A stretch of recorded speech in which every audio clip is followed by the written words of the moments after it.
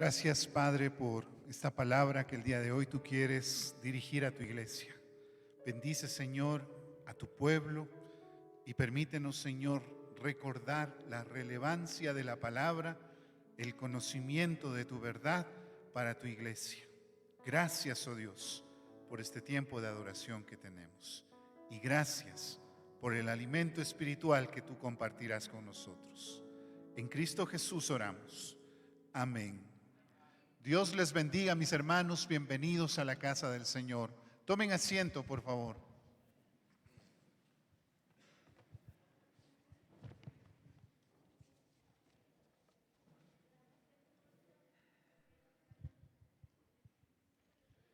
El día de hoy y por las próximas 3 semanas vamos a estar hablando sobre los 126 años de presencia evangélica en el Ecuador. La iglesia evangélica lleva ese tiempo aquí en nuestras tierras. No fue fácil la llegada, pero ha tenido su fruto. Y hoy queremos meditar en lo que fue la iglesia en su momento, para tal vez recordar cosas que hemos olvidado y que son muy importantes para nosotros. Así que hoy vamos a empezar hablando sobre la palabra como ese poder transformador de nuestra sociedad. Cuando yo era pequeño, cuando yo tenía mis 6 años de edad y empezamos a asistir a la iglesia evangélica, a esta iglesia, porque asisto a esta iglesia desde que soy niño, yo recuerdo que me fui dando cuenta paulatinamente de que había diferencias entre lo que yo hacía o lo que hacíamos en la iglesia evangélica y lo que se hacía en las iglesias donde asistían mis otros familiares, mi familia extendida, que eran católicos. Yo veía ciertas diferencias, como por ejemplo el hecho de que cuando se celebraba la Santa Cena no era lo mismo aquí que allá. Yo veía que solamente les daban la hostia, pero no participaban de la copa. Aparte de eso me decían, no es lo mismo porque nosotros estamos recordando la obra de Cristo por nosotros y estamos cumpliendo con la ordenanza de celebrar esta Santa Cena. Pero en la misa me decían, lo que se hace es el sacrificio de Cristo cada vez que se participa de la Eucaristía. Esa era una de las diferencias. Otra diferencia que yo descubrí en ese momento era que nosotros considerábamos que María fue virgen cuando tuvo a Jesucristo, pero no llegamos al punto de adorarla, de venerarla como hace la Iglesia Católica y como hacían mis familiares, que le ponían velas y oraban a la Virgen. De igual manera, el culto a los santos tampoco nosotros lo compartíamos. Así que eran ciertas cosas que yo iba viendo que habían sus diferencias. Hoy en día yo he notado algo. Muchas veces las personas consideran que no hay mayor diferencia entre católicos y protestantes. Muchos dicen son lo mismo, solamente que es cuestión de gustos. Si te gusta más este estilo, ve por acá. Si te gusta más este otro estilo, ve por allá. Eso es todo. A la final, todos conducen a Dios, suelen decirme. La cuestión es que yo creo que es importante recordar qué es lo que nos diferencia. ¿Por qué vino la iglesia protestante acá al Ecuador? ¿Y qué es lo que trajo a nuestras tierras? Eso es lo que queremos recordar en este tiempo. 7 de julio de 1896. La semana pasada yo les había preguntado si alguno se acuerda, nadie se acordaba. 1896, 7 de julio, llegan los primeros protestantes al Ecuador con el objetivo expreso de plantar una iglesia protestante. La pregunta que se haría ahí es, ¿antes de eso había protestantes en el Ecuador? Y la respuesta es sí, sí los había, pero no estaban con el objetivo de sembrar o de plantar una iglesia. Su objetivo era entregar Biblias. Eso es lo que se hacía desde 1824. Los que más o menos manejan la historia del Ecuador se acordarán, 1830 es prácticamente la fundación de la nación ecuatoriana. 4 años antes de eso, nosotros nos encontramos todavía en el periodo colonial y ahí hay algunos que están, uno en particular, Diego Thompson, Él está entregando las Biblias. Él se paseó por toda América Latina entregando Biblias. Esa era su labor. Eso es lo que él quería hacer. En los tiempos ya de la República del Ecuador, se quiere hacer lo mismo, pero no es tan fácil. ¿Por qué razón no es tan fácil? Porque nuestro país, desde que se fundó como una nación católica, apostólica y romana. La Constitución de nuestro país de 1830 dice lo siguiente: la religión católica, apostólica, romana es la religión del Estado. Es un deber del gobierno en ejercicio del patronato protegerlo con exclusión de cualquier otro culto. No se podía celebrar otro culto que no fuera el católico. Y si tú eras protestante, tenías serios problemas. ¿Cuáles problemas? Por ejemplo, el acta de nacimiento no había donde ir a buscar. Tú solamente podías tener el acta de bautismo. Y sin el acta de bautismo es como ahora no tener el acta de nacimiento. Solamente la Iglesia Católica lo emitía. El acta de matrimonio solamente te casaba la Iglesia Católica. No podías ir al registro civil, no había registro civil. No podías tú buscar un pastor que te case. Solo la Iglesia Católica podía celebrar matrimonios. Si tú querías un trabajo, en algunos lugares te exigían tener el acta de bautismo. Si no, no te permitían tener el trabajo. Y si te morías y querías que te entierren, no te podían enterrar en un cementerio público, por la razón de que ahí solamente se enterraban a católicos. Esa era la situación que se vivía en ese tiempo. Así que en ese tiempo ser protestante era bastante grave, bastante delicado. Pero hubo gente que, a pesar de todo, vinieron con un objetivo específico: traer la palabra de Dios. Eso es lo que les movió y por esa razón llegaron acá. Para quienes se proponían traer al Evangelio acá al Ecuador, se enfrentaban a la Iglesia Católica, se enfrentaban al Estado y se enfrentaban a la sociedad. A la Iglesia Católica porque ya les digo cómo era. Al Estado porque el Estado tenía que rendirle cuentas a la Iglesia. Y a la sociedad porque desde el púlpito los sacerdotes predicaban: cuidado, vayan a acercarse a esos protestantes. Esa era la situación en ese tiempo. La Iglesia Católica manejaba el mensaje espiritual, manejaba también las decisiones del gobierno y también manejaba la educación. Los colegios tenían que tener el aval y el consentimiento de la curia. Esa era la situación. Y finalmente, ellos también se encargaban de la recaudación del diezmo. Yo recuerdo que un par de veces me han escrito católicos diciéndome que nosotros los protestantes somos unos ladrones porque cobramos el diezmo. Yo les he explicado que no se cobra, que aquí es el corazón del creyente el que se maneja. Sin embargo, yo siempre me pregunto, ¿pero por qué no se acuerdan de cuando la Iglesia Católica cobraba el diezmo? A todo católico. Y de ese diezmo le daban una tercera parte al Estado. El Estado dependía de la Iglesia para poder tener fondos para sus actividades. Esa era la situación. En los tiempos de García Moreno se subió a 2/3 partes. La Iglesia se puso generosa con García Moreno porque era un buen católico. Así que la situación era esa. ¿Cómo entonces llegan los evangélicos? Llegan porque hay gente que considera que se debe hacer arreglos en esta situación. Uno de ellos a mí me ha llamado bastante la atención: Vicente Rocafuerte, segundo presidente del Ecuador. Una persona que estaba convencida de que solo la palabra de Dios en el corazón del pueblo ecuatoriano podía cambiar nuestra realidad. Y les leo lo que él dice: la libertad no se obtiene sin la virtud, y la virtud solo se encuentra en los principios de la Biblia y del Evangelio.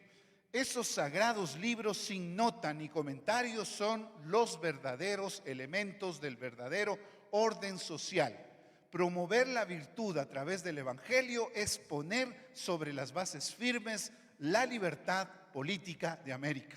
Es sembrar para las generaciones futuras las semillas incorruptibles de la paz y la felicidad. Es, en definitiva, alcanzar el gran objetivo de esta institución tan nueva como admirable. Estas palabras las dice Vicente Rocafuerte a la Sociedad Bíblica Norteamericana, pidiéndoles que manden Biblias al Ecuador.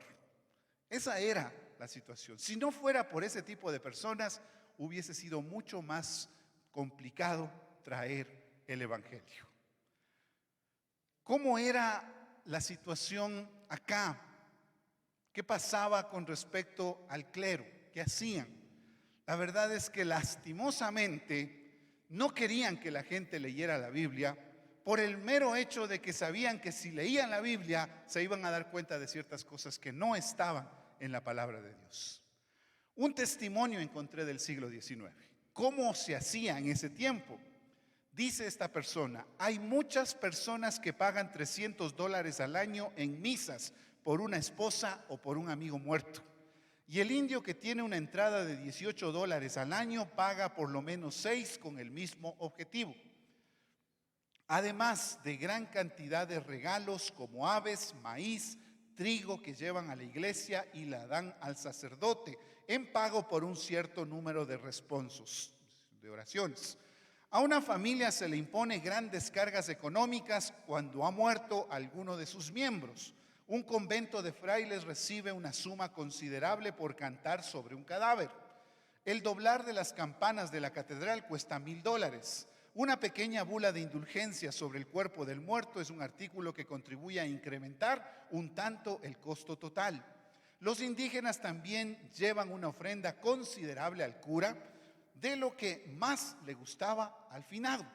Regularmente se coloca una cantidad de pan y de legumbres sobre la tumba, la sustancia de la cual supuestamente recibe el alma del que ha partido.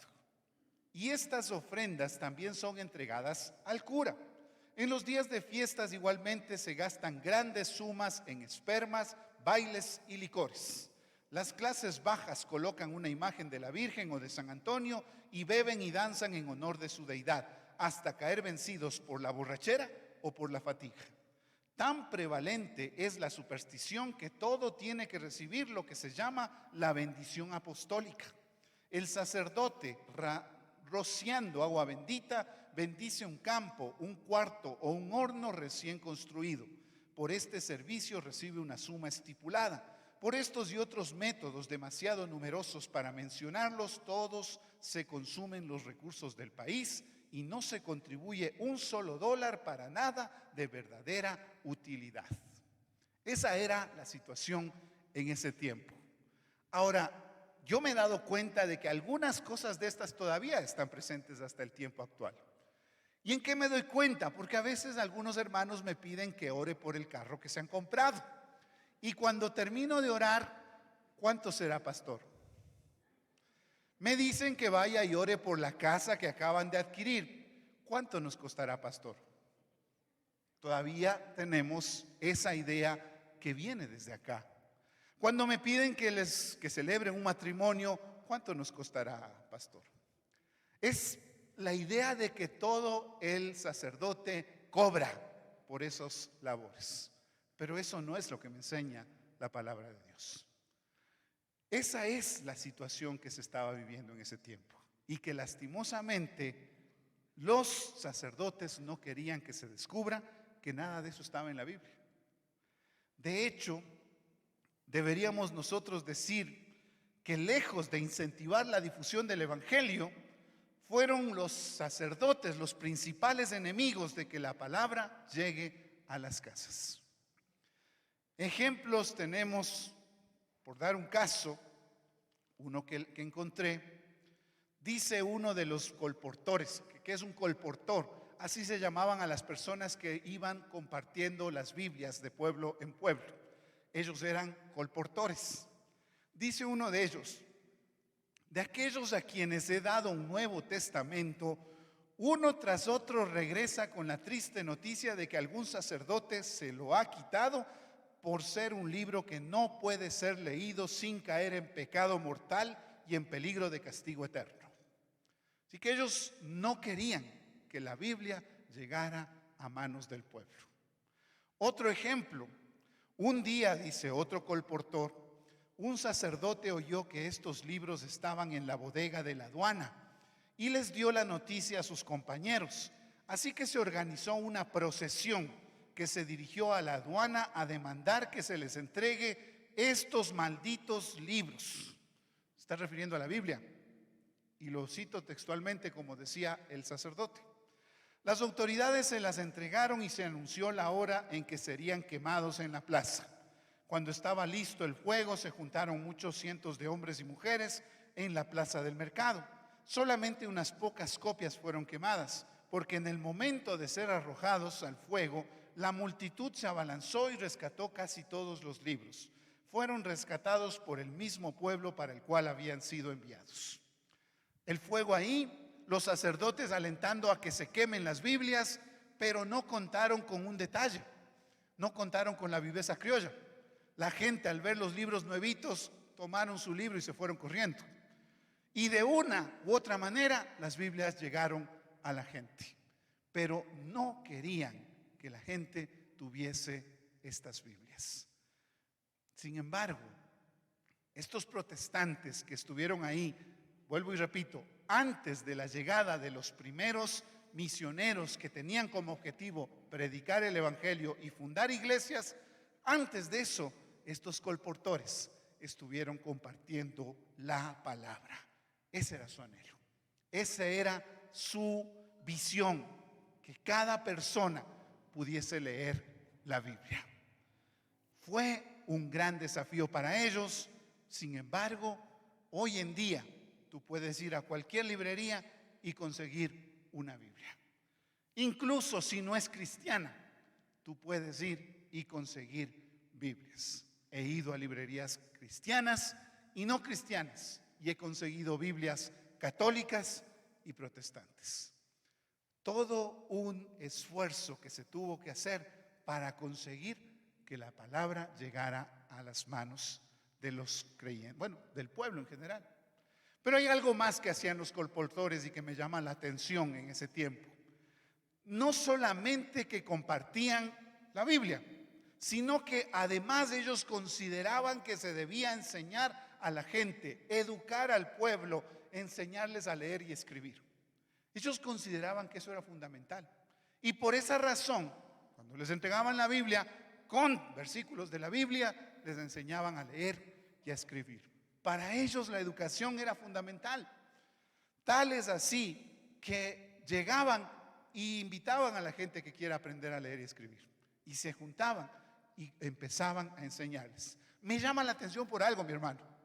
Hoy en día escucho a muchos que suelen decir, citando un texto bíblico, pero fuera de contexto, suelen decir: la letra mata, el espíritu vivifica, por eso no estudio. Pero esa no es la idea del texto bíblico. El texto bíblico lo que me está llamando es a no dejarme llevar por legalismos. Eso es la letra mata. Pero hoy en día muchos creyentes piensan que no hay que estudiar porque de esa manera se está matando la fe en Dios. No es eso lo que dice el texto bíblico. El texto bíblico me llama a estudiar. Y eso es un gran ejemplo para ti y para mí. Un creyente debe ser un ejemplo de estudio, pero también tiene que ser un ejemplo de espiritualidad. Esas dos cosas deben estar en el creyente.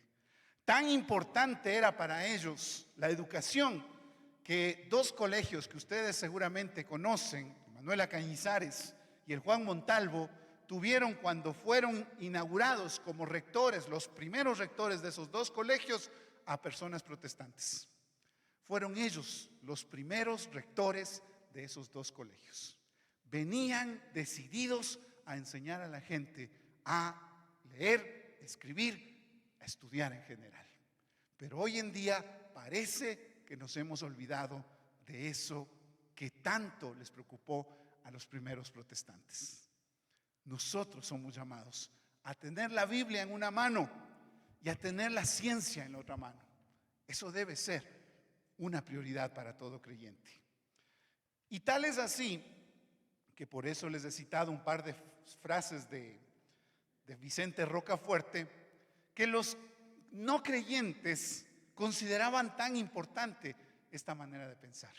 No era solo Vicente Rocafuerte. Los que son de acá del Ecuador recordarán nombres como Vicente Rocafuerte, Juan Montalvo, el general Urbina, que fue el que abolió la esclavitud, o tal vez Eloy Alfaro. Ellos estaban convencidos de que la palabra de Dios en las manos del pueblo iba a ayudar a que nuestro pueblo saliera de la ignorancia. Ellos fueron los que más impulsaron este desarrollo. Una de las historias que leí que me impactó sucede ya en tiempos de Eloy Alfaro. Uno de estos colportores está llevando la Biblia. Le dicen no vaya a la sierra porque en la sierra son sumamente conservadores. Pero él se va a la sierra, se va a Pichincha, a Quito, y luego resulta que regresa. Y cuando está regresando llega hasta Guaranda. Y en Guaranda se le ocurre comenzar a comentar que está repartiendo Biblias. Dice él en su testimonio que inmediatamente se comenzó a formar un tumulto ahí, que comenzaron a buscarlo. Él se asustó y se fue a esconder en el hotel donde estaba. Toda la gente fue a buscarlo y comenzaron a gritar que salga el hereje. Él no sabía qué hacer. En ese momento llegan unos guardias, comienzan a hacer a un lado a la gente y le dicen a él: salga de esta ciudad antes de que lo maten. Le dan un caballo para que se vaya a otra ciudad. Él toma el caballo y sale lo más rápido que puede ese caballo. En medio camino ve que hay otro en un caballo que le está siguiendo. Él no sabe qué será. Regresa a ver y le escucha que le dice: vengo de parte del gobernador, espéreme, espéreme. Pero él no estaba seguro, así que sigue a todo lo que da el caballo. El otro le alcanza, le hace frenar al caballo y le hace regresar. En efecto, era parte de la turba y lo regresaba porque quería que lo mataran. Ese era su objetivo. Llega a Guaranda, los rodean para matarlos y antes se asoma el gobernador con un grupo de guardias. Lo protegen y disparan al aire y dicen: aquí nadie va a matar a nadie. Le dan el caballo, le dan una escolta y le llevan hasta otra ciudad para evitar que lo maten. Y desde esa otra ciudad, otra escolta militar para llevarlo a Guayaquil, porque si no, en el camino lo mataban. Esa era la realidad que se vivía. Y sin embargo, lo que me llama la atención es que ellos seguían persistiendo en compartir la palabra. Porque cuando yo leo luego el relato, cualquiera hubiera dicho: no, seguro que ese ya se regresó a su país. No se regresó, siguió predicando en Guayaquil, esperando la oportunidad para entrar nuevamente a la sierra. Porque en ese tiempo, entrar a la sierra era muy peligroso para un evangélico. Y sin embargo, ahí estuvieron, persistiendo en que la palabra llegue a nosotros. Y ahí viene algo que a mí me llamó la atención. Uno de estos colportores dice una frase que a mí me dejó pensando. Dice él: por pequeños que sean los comienzos, me alienta la esperanza de que algún día futuro se verá que nuestras labores no han sido totalmente en vano. Me dejó pensando por una razón. Me dejó pensando porque me pregunté: ¿valió la pena? Y te digo por qué. Porque hoy en día veo muchos creyentes que ya no leen la Biblia, que ya la dejaron a un lado. Hoy en día no es tan complicado conseguir una Biblia. Hoy no te pueden excomulgar, no te pueden mandar una hoguera por tener una Biblia. Hoy es barato tener una Biblia. Hay Biblias que te cuestan hasta $10. Pero sin embargo, podemos tener 20 Biblias en la casa y no las leemos. Eso es lo que me dejó pensando. Todo el esfuerzo que hicieron ellos para que la palabra llegue a tus manos. Pero ahora el pueblo protestante parece que se está olvidando de leer la palabra. Y no solo de leerla, de estudiarla. Parece que ya no nos interesa tanto la palabra. Y lo que es peor, hoy cada vez veo más falsos maestros que están engañando a la gente, pero la engañan porque no están leyendo la Biblia. Se dejan convencer porque no saben lo que dice la Biblia. Veo falsos maestros que ni ellos han leído la Biblia. Yo ya te di algún momento un ejemplo de Guillermo Maldonado, cuando estuve revisando, porque como yo les he dicho, si yo voy a hablar de un tema, yo quiero empaparme. Así que vi algunas prédicas de este hombre. Y en una de ellas veo que empieza diciendo: vamos a hablar sobre Oseas. Y le veo que comienza a buscar desde Génesis. Digo, uy, no sabe ni dónde está el libro. Le veo que sigue avanzando, ya llegó a Apocalipsis. Uy, Señor, ¿dónde está este hombre? Regresa otra vez y seguía hablando. Llega un momento en que cierra la Biblia y sigue predicando sin Biblia. Y la gente le cree porque mueve emociones. Mi hermano, las emociones no son las que te llevan al cielo. Es Cristo el que te lleva al cielo. Y eso solamente lo puedes saber si estás con la palabra en tu mente y en tu corazón. Fue un gran esfuerzo el que tuvieron esos hombres para traer la palabra a tus manos, como para que nosotros dejemos a la Biblia ahí llenando polvo. De hecho, algo que también me sorprende hoy en día es que los católicos ahora tienen grupos de estudio bíblico y los protestantes a veces nos da pereza estudiar la Biblia. ¿Cuántos están estudiando el texto bíblico? Vuelvo y repito, no digo leer, estudiar la palabra. Solo cuando estudias te vas dando cuenta de lo que dice la palabra. Ya hemos visto en el curso que estamos recibiendo de Panorama del Antiguo Testamento lo que dice Nehemías sobre el tema del divorcio, cómo les mandó Esdras, les mandó a divorciarse a unos que estaban casados con mujeres extranjeras. Y algunos dicen, no, es que ahí la Biblia dice que les mandó a divorciarse, por eso me divorcio de mi esposa, porque ahí está, pastor, ¿no ve? No estamos leyendo completo, no estamos viendo todo el texto bíblico y por eso nos dejamos llevar por ese tipo de malas enseñanzas. Mucha gente no estudia la palabra. Mucha gente, ahora se nos ha vuelto más fácil, ¿no? Mucha gente solamente ve los videos, pero no se mete a analizar lo que dice el texto bíblico. Y por eso muchos se dejan llevar por falsos maestros. Predicadores que te ofrecen prosperidad, éxito, dinero, finanzas y gente fascinada con eso. Pero, ¿qué dice la Biblia? ¿De qué me habla la Biblia? Eso es lo que yo tengo que volverme. Y ahí sí, Oseas 4, verso 6. El texto que habíamos leído al inicio. Si se le hace difícil encontrarlo, no se pierda los cursos de Panorama del Antiguo Testamento, donde vamos a enseñarle cómo encontrar más rápido ese libro. Jueves 8 de la noche por YouTube. Más fácil, ¿dónde? ¿Ya lo encontraron? Ahí sí, rapidito. Oseas 4, verso 6. Mi pueblo fue destruido porque le faltó conocimiento. Por cuanto desechaste el conocimiento, yo te echaré del sacerdocio. Yo quisiera que en esa frasecita nomás ya mastiquemos bien esa idea. ¿Por qué pereció el pueblo? Porque le faltó conocimiento. ¿Conocimiento de qué? De la palabra. No tenían conocimiento y por eso pasa lo que dice en el verso 2.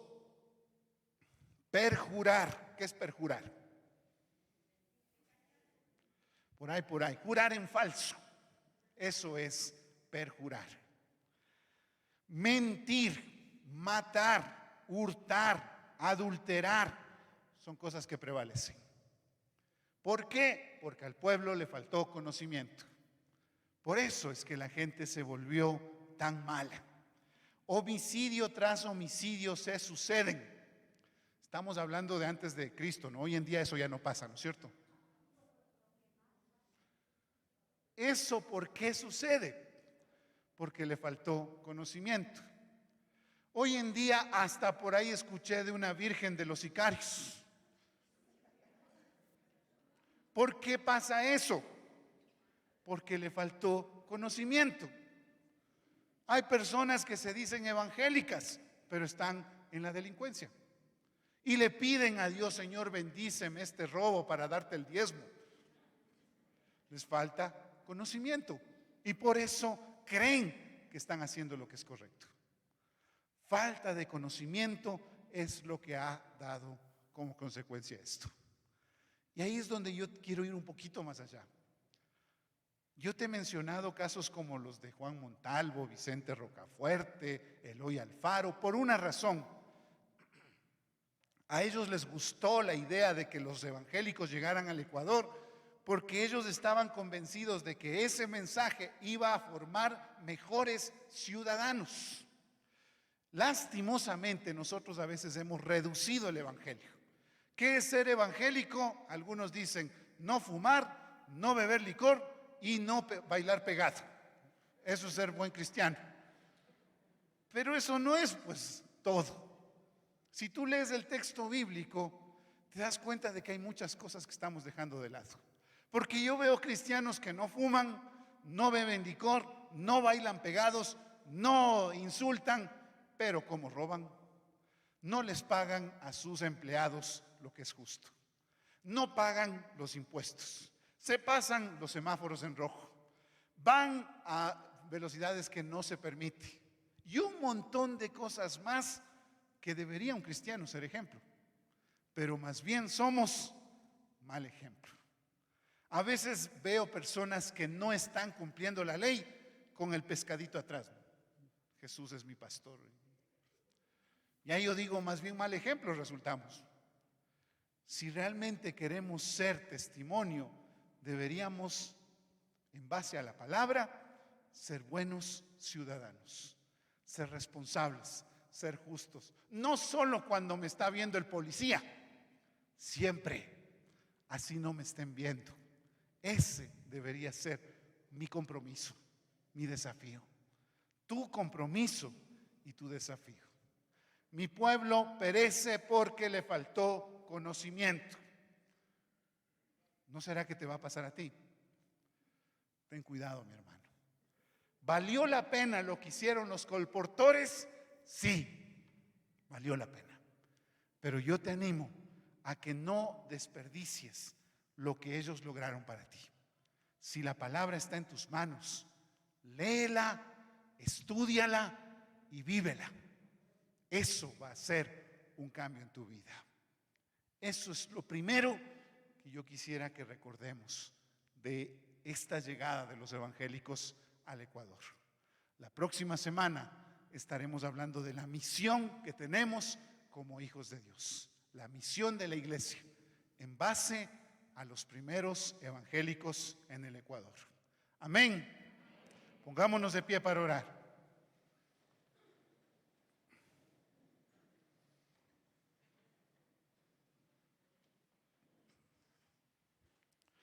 Padre Celestial, gracias te queremos dar por la labor que realizaron estos hombres y mujeres a tu servicio, porque no escatimaron ni siquiera su propia vida, sino que vinieron para traer tu palabra a nuestra nación. Gracias, oh Dios, por todos aquellos que caminaron de ciudad en ciudad por toda América Latina, llevando en sus manos el Evangelio de Cristo. Gracias, oh Dios, porque enfrentaron a las autoridades, enfrentaron a los religiosos, enfrentaron a la sociedad con tal de poner en nuestras manos estas Biblias. Gracias, oh Dios, por sus vidas.